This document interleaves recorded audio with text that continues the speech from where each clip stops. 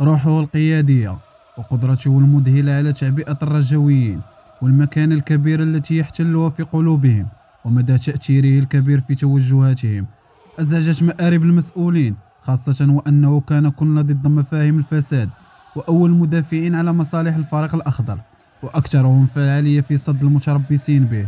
قائد الكورفة السود زكريا بالقاضي، أو كما يحلو للجماهير الرجوية مناداته بالسكوادرا.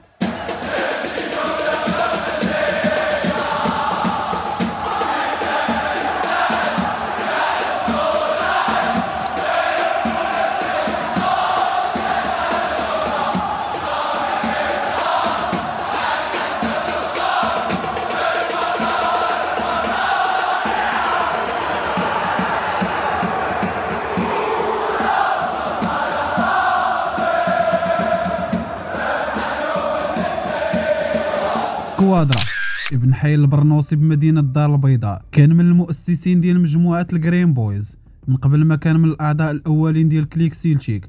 غادي يصبح قائد الكورفة السود سنة 2012. زكريا بالقاضي غادي يخطف الأضواء في المنعطف الجنوبي لستاد دونور. المكانة ديالو في قلب الرجويين غادي تخلي الكبير والصغير يحتارموا.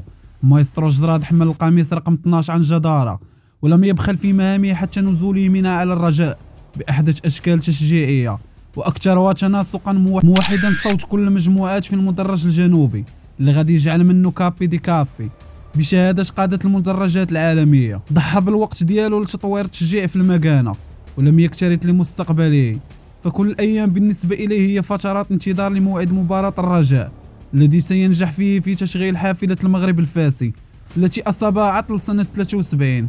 استجابه للشعب الخضراء والسكوادرا وديماري.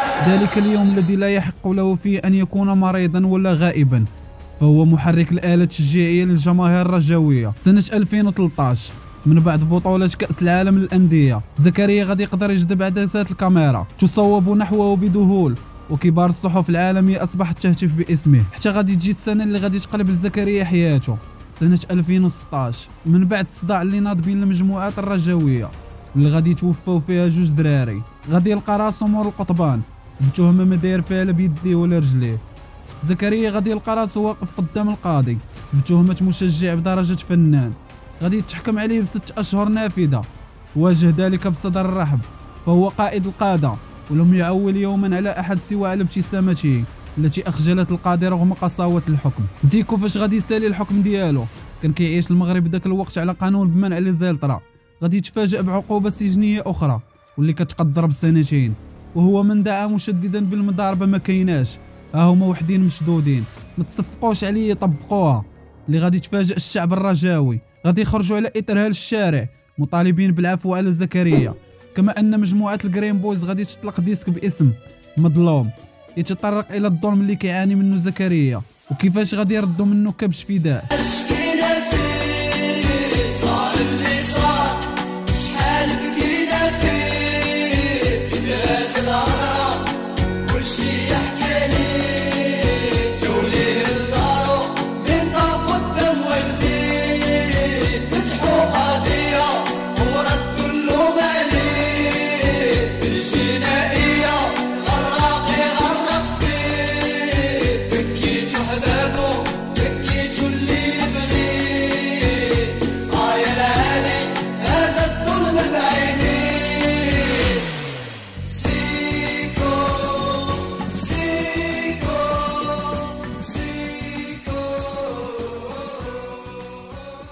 سنة 2017 وبالضبط في نهائي كأس العرش غادي يتفاجأ مولاي رشيد بمناداة الملعب بأكمله، يقول: ومولاي رشيد وبغينا زكريا، في مشهد تقشعر له الأبدان. غادي يرد عليه بابتسامة عريضة.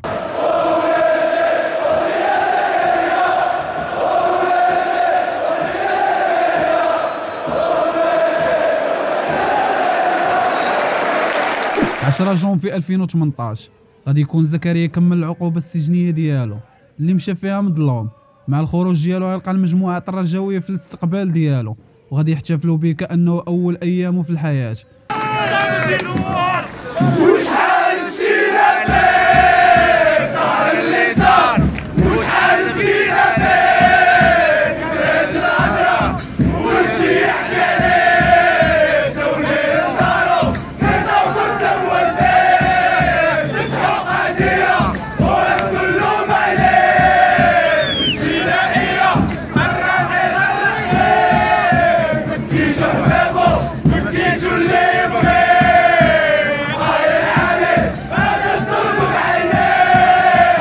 زكريا غادي يلقى استقبال كبير للجمهور الرجاوي من بعد اول ماتش ليه في ستاد دونور.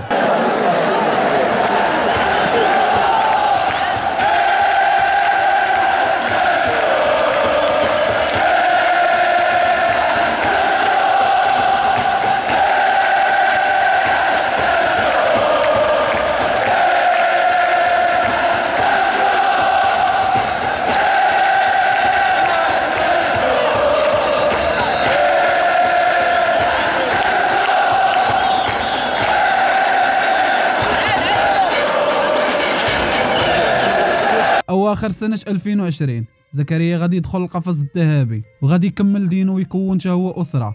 من بعد سنه بالضبط غادي يتنازل على منصب قائد الكورفه السود. 10 سنوات له كقائد خلت الكبير والصغير يحترموا فيها، وهو من رفض تدخل اداره الرجاء في تكليف محامي للدفاع عنه امام تهم واهيه. صاحب الحنشوره قل نظيرها في زمن التملق، وهو من كان يدعو الجماهير الرجاويه بالحضور بكثافه لمسانده الفريق من داخل زنزانته الباردة. هنا غادي نكونوا سالينا مع قائد الكورفة السود زكريا السكوادرا. نتمنى انكم ما تبخلوش علينا بالدعم ديالكم، وكنشكروكم على السيبورت ديالكم. الى عجبكم المحتوى قولوا لنا في الكومونتير شنو الكابو اللي بغيتو نهضروا عليه الجاي. تهلاو في راسكم الدراري.